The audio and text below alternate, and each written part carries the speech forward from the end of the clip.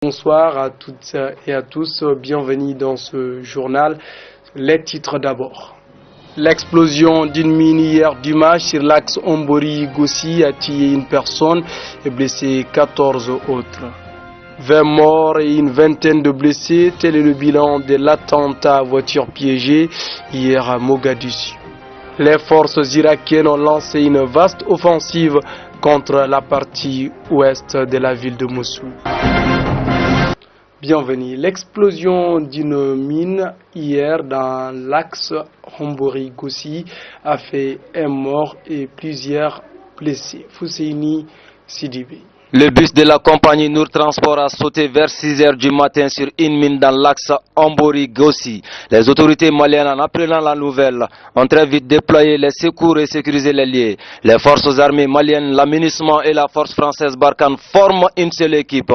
Les blessés sont évacués rapidement sur la ville de Gao. Les plus touchés sont soignés par les militaires français. Les autres sont pris en charge par le comité international de la Croix-Rouge. Un mort et 14 blessés. Des personnes qui sont toujours soignées à Gao. 9 ont été stabilisés, mais 5 autres soignés à l'hôpital militaire de Barkhane sont toujours dans un état grave et leur pronostic vital est engagé.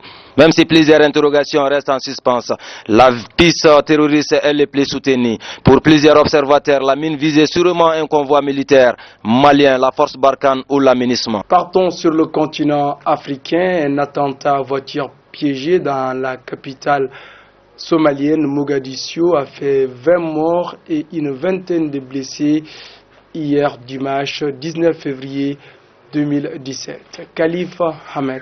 Selon plusieurs témoins, c'est un kamikaze à bord d'un véhicule qui s'est fait exploser dans une rue très fréquentée du quartier Médina, faisait au moins 20 morts et plusieurs blessés hier matin vers 9 h dans la capitale somalienne Mogadiscio. Cet attentat est le premier survenu depuis l'élection du nouveau président Mohamed Abdoulaye Mohamed, alias Farmajo, le 8 février 2017.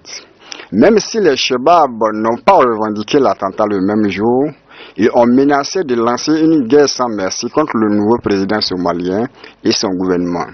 Chassé de la capitale en 2011, il continue de contrôler de vastes zones rurales et de mener des attaques contre les militaires somaliens et ceux de la force de l'Union africaine, forte de 22 000 hommes. Partons au Moyen-Orient. Une partie de la ville de Mossoul reste toujours sous le contrôle des terroristes. Voici quelque chose auquel les forces irakiennes alliées à la coalition internationale veulent mettre fin. Ils ont lancé ce matin une vaste offensive contre la partie ouest de la deuxième grande ville d'Irak.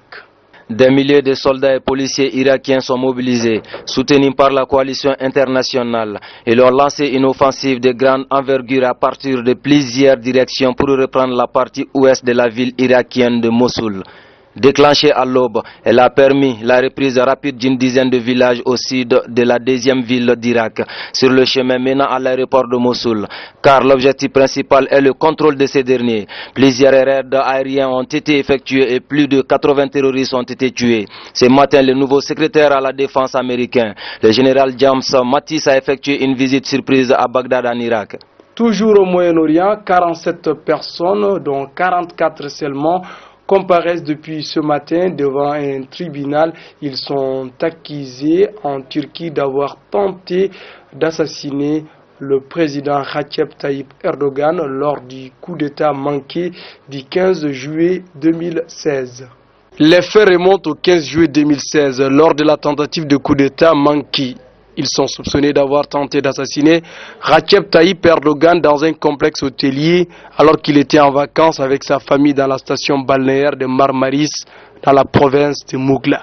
Ces 47 militaires, dont 3 autres activement recherchés jugés par contumace, sont venus ce matin pour la plupart en costume cravate à Mougla. Dans l'ouest de la Turquie, le procureur, dans un réquisitoire long de 200 pages, réclame la peine de mort pour chacun des inculpés. Ce procès est le seul dans lequel Recep Tayyip Erdogan est lui-même partie civile. En Asie, le ton monte entre la Malaisie et son voisin nord-coréen. La semaine dernière, Kim Jong-un, le frère du leader nord-coréen Kim Jong-il, a été assassiné dans ce pays. Pourquoi? Suivons cet élément. La Corée du Nord, par son ambassadeur convoqué par les autorités malaisiennes, rejette le rapport de l'autopsie réalisée sur le corps de Kim Jong-ham. Kuala Lumpur défend la piste de l'attentat ciblé à base de produits hautement toxiques aspergés sur le visage du général. La Malaisie confirme également avoir dans son viseur 4 suspects, tous de nationalité nord-coréenne, qui ont quitté la Malaisie le jour même de l'assassinat en direction de Dubaï et la Corée du Nord. Nous terminons cette tournée d'information internationale en Équateur. Le candidat de la gauche, Lenín Moreno, est en tête de l'élection présidentielle. Selon les résultats partiels, il devance son plus proche adversaire de la droite, Guillermo Lasso, avec quelques points seulement. Le président de la République sortant de l'Équateur, Rafael Correa, croit déjà à la victoire de son poulain qu'il s'est déplacé pour féliciter.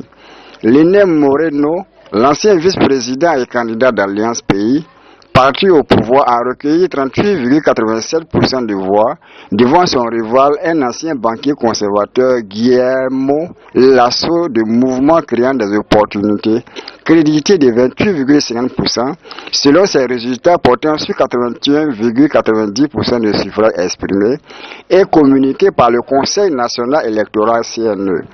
Pour éviter un second tour le 2 avril, où son rival pourrait rassembler les différentes factions de l'opposition. Lenín Moreno, 63 ans, doit rassembler 40% de suffrages exprimés et une avance de 10 points sur son proche adversaire. Le président du CNE, Juan Pablo Pozo, a recommandé d'attendre le dépouillement de 100% des bulletins aujourd'hui avant de confirmer une victoire ou un second tour. La caravane de Cheikh Soufi Konaté, disciple du grand guide Cheikh Soufi Bilal Diallo, se poursuit en Côte d'Ivoire après la ville de Toumoudi le 17 et 18 et la ville de Dunkoro, voilà, le 20.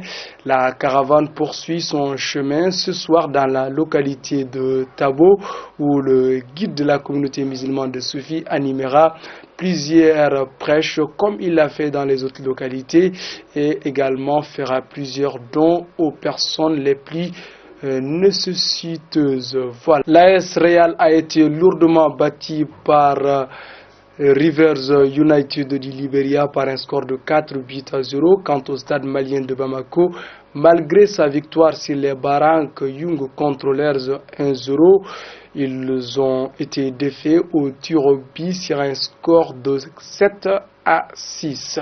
Mesdames, Messieurs, c'est ce qu'il fallait retenir. Nous vous souhaitons d'excellentes suites de programmes sur votre télévision. Prenez soin de vous. Au revoir.